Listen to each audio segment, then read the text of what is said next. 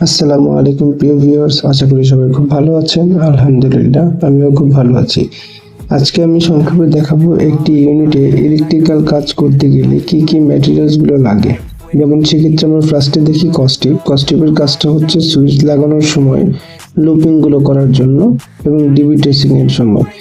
আর এখানে হচ্ছে সিলিং রোজ। এই সিলিং রোজগুলো আমরা ব্যবহার করি এক্সস্ট ফ্যান লাগানোর জন্য বা প্রয়োজনের ক্ষেত্রে টিউবলাইট লাগানোর জন্য। তাহলে আমরা সিলিং রোজগুলোর কাজ শেষ করে ফেলতেছি। এরপরে আমাদের কি কি মালা লাগে এখানে দেখবেন বেশ কিছু মালামাল আমাদের দরকার পড়ে। তার মধ্যে হচ্ছে স্ক্রুগুলো তো মেইন, কেননা যখন আমরা এই যে এটা 2.5 ইঞ্চি স্ক্রু আমরা ব্যবহার করি যেখানে টাইলস হয় সেখানের জন্য।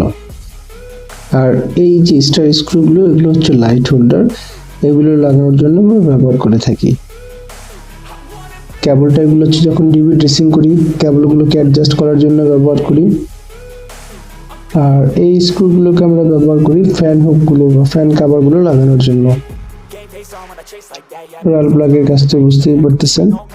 কিন্তু এই যে এমকে প্লাস্টিক বক্সগুলো এগুলো কেন, এগুলো হচ্ছে গিজার পয়েন্টের যে আউট পয়েন্ট ফলস স্ল্যাবে থাকে সেটার জন্য, আমরা সরাসরি দিই না।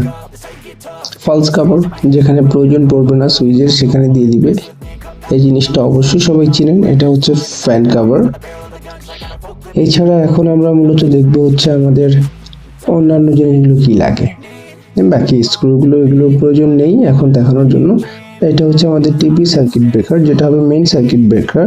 এটা আমাদের এইচডিবিতে বসবে, কেননা আমাদের ফ্ল্যাটেই লাইন এসেছে 3 ফেজ লাইন। এখন আমরা দেখবো আমাদের সুইচ সকেটগুলো। তো স্বাভাবিকভাবেই যে এখন যেগুলো গিয়েছিল সেগুলো মেইন ছিল, এগুলো হচ্ছে ন্যাচারালি হোল্ডার।